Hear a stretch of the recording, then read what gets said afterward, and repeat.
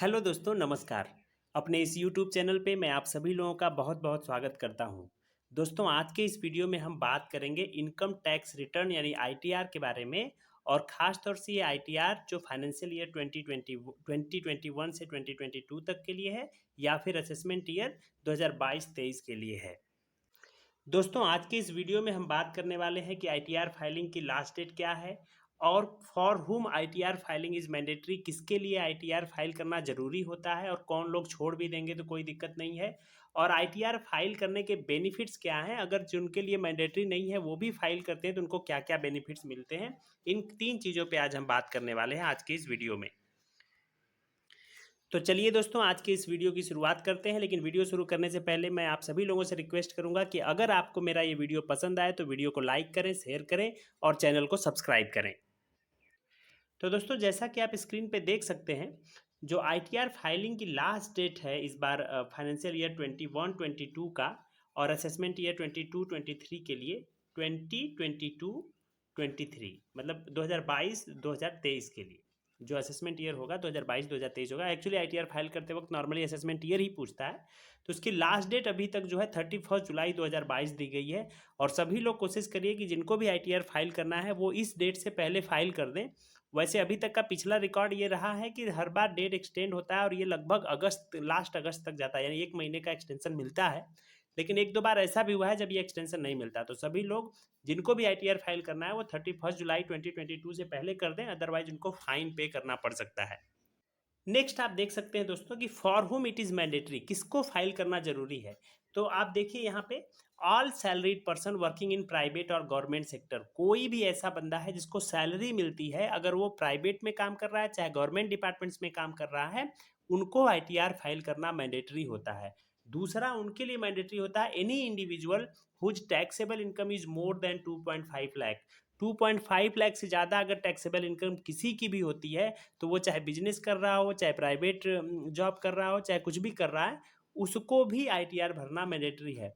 इसके अलावा भी कुछ केसेस हैं जिसमें इनकम ज़्यादा ना हो, लेकिन जैसे 1 करोड़ से ज़्यादा आप कैश ट्रांजेक्शन कर रखे हैं तो उनको भी मैंडेटरी होता है। वो सब केसेस को मैंने यहाँ पे मेंशन नहीं किया। ये खास तौर से मेजोरिटी लोग इसमें आते हैं जिसमें कि all salaried person working in private और गवर्नमेंट सेक्टर, अगर आप प्राइवेट या गवर्नमेंट सेक्टर में काम करते हैं और आप सैलरी रेगुलर उठाते हैं तो आपको फिल करना है आईटीआर। और साथ ही साथ में, अगर आपकी इनकम किसी भी दूसरे मीडियम से 2.5 लाख से ऊपर पहुंच जाती है तो भी आपको इनकम टैक्स रिटर्न भरना मैंडेटरी है। और क्या जो लोगों की इनकम, अब ये क्वेश्चन उठता है कि सर मेरी इनकम थोड़ी कम है, मेरी इनकम टैक्सेबल दायरे में नहीं आती, तो क्या मुझे आईटीआर भरना चाहिए कि नहीं? आईटीआर भरना चाहिए, मैं तो समझता हूँ। अगर आपका इनकम थोड़ा बहुत भी हो रहा है तो आईटीआर भरिए और खुद भरिए। और आईटीआर भरने के कुछ बेनिफिट्स हैं, चलिए उसको भी देखते हैं। तो बेनिफिट्स में अगर हम देखें, सबसे पहले ही आप देखते हैं request required for bank loan. कभी भी आपको पैसे की रिक्वायरमेंट पड़ गई और आप बैंक में लोन के लिए अप्लाई करते हैं तो वहाँ पे सबसे पहले वो आपने इनकम टैक्स रिटर्न भरा है कि नहीं, और अगर भरा है तो वो इनकम टैक्स रिटर्न का फॉर्म वो मांगते हैं और उसे एक आपके इनकम के प्रूफ के तौर पे सॉलिड प्रूफ माना जाता है। तो इसलिए अगर आप आईटीआर नहीं भरते हैं तो आपको लोन मिलने में थोड़ी असुविधा हो सकती है। और जबकि अगर आप आईटीआर रेगुलरली भरते हैं तो आपके उसी आईटीआर डॉक्यूमेंट को देख के ही बैंक लोन आसानी से अप्रूव कर देता है। दूसरा, to get refund of TDS if applicable. Actually होता क्या है कि इसमें कई सारे ऐसे एम्प्लॉइज होते हैं जिनकी टैक्सेबल इनकम तो 2.5 लाख से कम होती है, लेकिन उनकी सोर्स पे टीडीएस मतलब टैक्स डिडक्टेड एट सोर्स, जहाँ पे वो एम्प्लॉयर है उनका जो सैलरी जहाँ से इनको मिलती है, वो लोग इनका 500, 1000 या कुछ रुपए टैक्स के रूप में काट लेते हैं जो इनकम टैक्स डिपार्टमेंट में सबमिटेड होता है।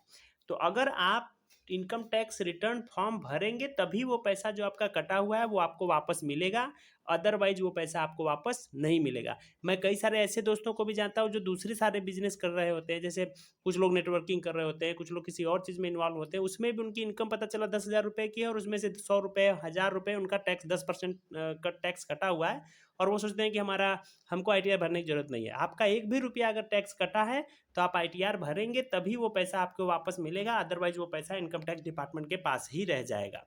तो इसके अलावा तीसरा पॉइंट आप देख सकते हैं, to carry forward the losses. ये बहुत इंपॉर्टेंट है। ये है खास तौर से उनके लिए जो शेयर मार्केट में इन्वेस्टमेंट करते हैं या फिर जो म्यूचुअल फंड वगैरह में इन्वेस्टमेंट करते हैं। कई सारे ऐसे लोग हैं जो म्यूचुअल फंड में इन्वेस्ट करते हैं या शेयर मार्केट में इन्वेस्ट करते हैं और उनको लॉस हो जाता है। तो अब कोई सोचिए, जब इनकम होता है तब तो टैक्स लगता है, लेकिन लॉस हो गया तो क्या होगा?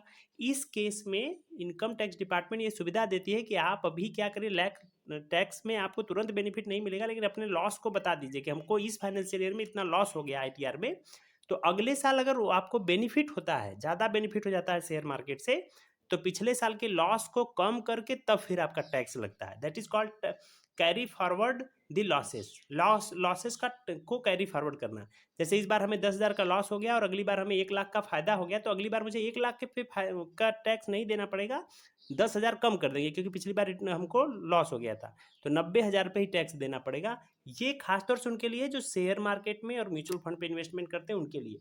और इसके उस 10,000 का फायदा उठाने के लिए आपको इस साल आईटीआर भरना पड़ेगा और उसमें दिखाना पड़ेगा कि आपको लॉस हो गया है। और चौथा बेनिफिट दोस्तों ये भी है कि जब कभी आपका वीज़ा वगैरह की ज़रूरत पड़ती है, तो कई बार वीज़ा इशू करने से पहले भी लोग आपका आईटीआर फॉर्म देखते हैं कि आपकी इनकम कितनी है, कि आप विदेश जा रहे हो घूमने, तो वहाँ आपकी क्या इनकम होगी, तो वहाँ पे भी कई बार आईटीआर की जरूरत पड़ती है। तो ये खासतौर से 4 बेनिफिट्स मैं बता रहा हूँ, जिससे आपको बैंक से लोन आसानी से मिल सकता है। आपका अगर कभी टैक्स कटा है तो वो रिफंड लेने के लिए भी टीडीएस फाइल करना ज़रूरी है। और अगर आपको कहीं शेयर मार्केट वगैरह में लॉस हो गया है, तो उसको आप दिखा देंगे इस साल, तो अगले साल उसका बेनिफिट हो जाएगा। नहीं, इस बार 10,000 का घाटा, अगली बार 10,000 का फायदा हो गया, तो अगले बार फायदे वाले पे आपको टैक्स देना है और घाटे वाले का कुछ भी नहीं। तो ये सब बेनिफिट्स हैं जो आईटीआर फाइल करने के। तो दोस्तों मैं उम्मीद करता हूँ कि ये वीडियो आपको पसंद आया होगा। इनकम टैक्स रिटर्न से रिलेटेड अगर कोई आपके पास क्वेरी रहती है, तो वो भी आप कमेंट बॉक्स में लिखें, मैं जहाँ तक हो सकेगा आपकी हेल्प करूँगा। और अगर वीडियो पसंद आया हो तो वीडियो को लाइक करें, शेयर करें और चैनल को सब्सक्राइब करें। Thank you very much for watching this video.